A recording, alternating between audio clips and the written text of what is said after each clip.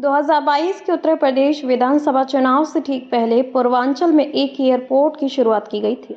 यह कुशीनगर का एयरपोर्ट था। वैसे तो इस एयरपोर्ट को इंटरनेशनल बताकर शुरू किया गया, लेकिन कुछ ही महीने बाद घरेलू और अंतर्राष्ट्रीय उड़ान सेवाएं ठप पड़ गईं।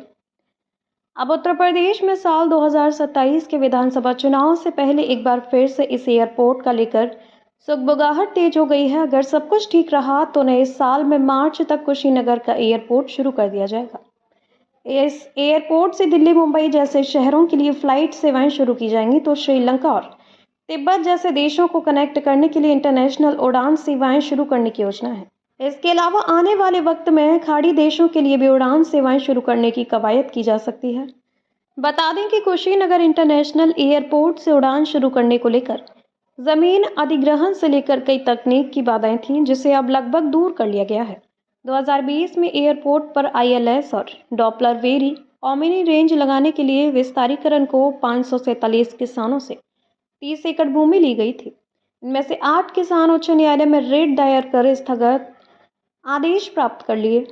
लंबी सुनवाई के बाद उच्च न्यायालय ने अगस्त महीने में किसानों की याचिका खारिज कर और आदेश दिया कि बंजर खाते के नाम से दर्ज भूमि से अतिक्रमण हटाया जाए।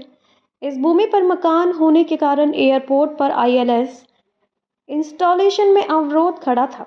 तब कुशीनगर एयरपोर्ट अथॉरिटी ने कहा था कि अब उड़ान में कोई बाधा नहीं रह गई है। हाल ही में नई एयरलाइन कंपनी जेट विंग्स को कुशीनगर अंतर्राष्ट्रीय एयरपोर्ट से प्रदेश की राजधानी लखनऊ, तीर्थराज प्रयागराज और मोक्षदायिनी नगरी वाराणसी के लिए उड़ान भरने का लाइसेंस मिला है। रीजनल कनेक्टिविटी स्कीम के अंतर्गत मिली उड़ान की अनुमति के बाद समय सारणी की घोषणा नहीं की गई, लेकिन अब तक कोई अपडेट नहीं है। इस कंपनी को पूर्व में बोधगया, लखनऊ, बरेली, दिल्ली, आगरा से उड़ान के लिए भी लाइसेंस मिला था, लेकिन कंपनी उड़ान शुरू नहीं कर सकी।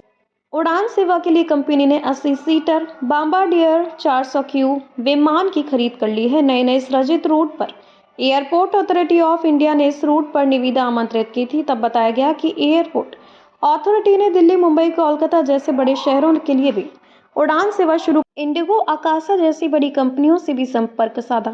फ्लैशबैक में जाएं तो 20 अक्टूबर 2021 को प्रधानमंत्री नरेंद्र मोदी ने एयरपोर्ट का उद्घाटन किया था। प्रधानमंत्री के मंच से ही तत्कालीन नगर विमानन मंत्री ज्योतिरादित्य सिंधिया ने कुशीनगर से दिल्ली, कोलकाता और मुंबई के लिए उड़ान सेवा की घोषणा की। उसी दिन स्पाइस जेट ने उड़ान की समय सारणी भी जारी कर दी। दिल्ली की उड़ान रुक कर जा रही, कोलकाता की 2 दिन होकर बंद हो गई, मुंबई की उड़ान शुरू ही नहीं हुई।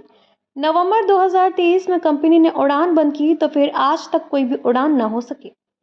कुशीनगर एयरपोर्ट के शुरू होने से न सिर्फ उत्तर प्रदेश बल्कि बिहार के पश्चिमी और उत्तरी जिलों जैसे गोपालगंज, सिवान, छपरा, पश्चिम चंपारण और पूर्वी चंपारण के निवासियों को सीधी हवाई कनेक्टिविटी का बड़ा लाभ मिले।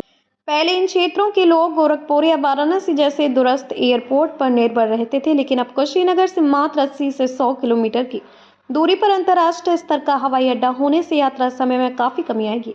खासकर बौद्ध तीर्थयात्रियों के लिए यह एयरपोर्ट और गया जैसे स्थलों तक आसान पहुंच प्रदान करेगा, जिससे पर्यटन में वृद्धि होगी और स्थानीय अर्थव्यवस्था को गति मिलेगी।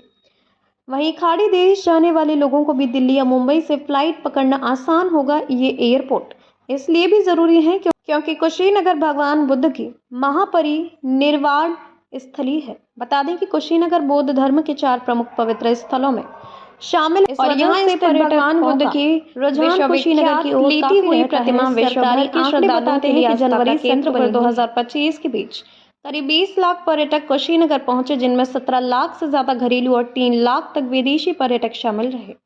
अनुमान है कि साल खत्म होने तक यह आंकड़ा 25 लाख को पार कर जाएगा। बहरहाल एयरपोर्ट से उड़ान का एक बार फिर इंतजार है। अगर मार्च 2026 तक पहली नियमित उड़ान उतरती है और इसके बाद भी उड़ानें जारी रहती हैं, तो इसे पूर्वांचल और पश्चिमी बिहार के लिए एक ऐतिहासिक कदम कहा जाएगा।